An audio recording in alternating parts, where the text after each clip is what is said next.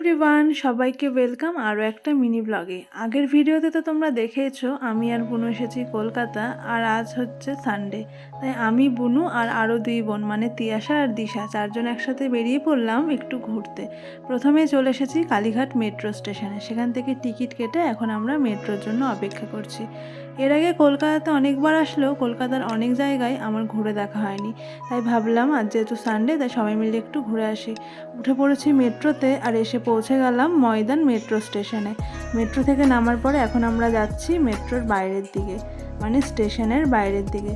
স্টেশনের বাইরে এসে আমরা এখন হেঁটে হেঁটে যাচ্ছি ক্যাথিড্রাল চার্চের দিকে। আজকে প্রথমেই আমরা যাব ক্যাথিড্রাল চার্চে।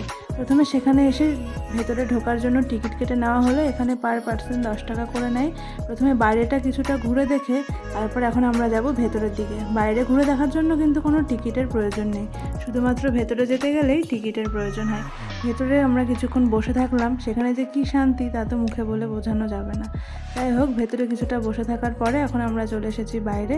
চার্চের পেছন দিকটা সম্পূর্ণটা ঘুরে দেখলাম, তারপরে এখন চলে এসেছি বাইরে, এখানে পরপর অনেকগুলো ফুড স্টল রয়েছে। প্রথমে আমরা সেখান থেকে নিয়ে নিলাম পাপড়ি চাট।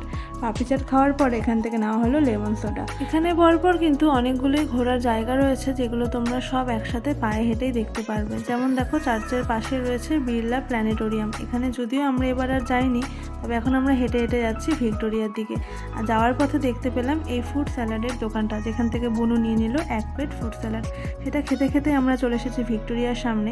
আর আজ যেহেতু সানডে তাই কিন্তু আজ রয়েছে ভীষণ ভিড়।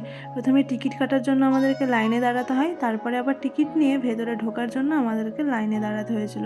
অনেকটা টাইম লাইনে দাঁড়ানোর পরে ফাইনালি আমরা ঢুকে গেছি ভিক্টোরিয়ার ভেতরে। প্রথমে আমরা চারিপাশটা খুব সুন্দর মতো হেঁটে হেঁটে ঘুরে দেখলাম, আর তারপরে আমরা সবাই মিলে বসে পড়লাম মাঠে।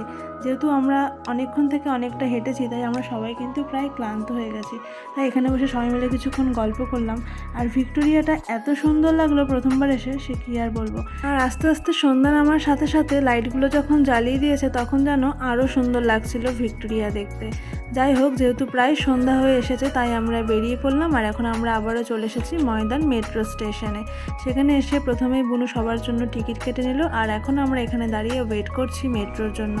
আজ সারাদিনটা কিন্তু দারুণ সুন্দরভাবে কাটলো, আর প্রথমবার এই কলকাতার জায়গাগুলো ঘুরেও বেশ ভালো লাগলো। চলে এসেছে আমাদের মেট্রো, এখন মেট্রোতে উঠে পড়েছে। মেট্রো থেকে নেমে আবারও উঠে যাব অটোতে। যাই হোক, আজকে দিনটা আমরা এভাবেই কাটালাম, আর সব শেষে সন্ধ্যাবেলা খেয়েছিলাম এই ডালের বড়া আর মোমো।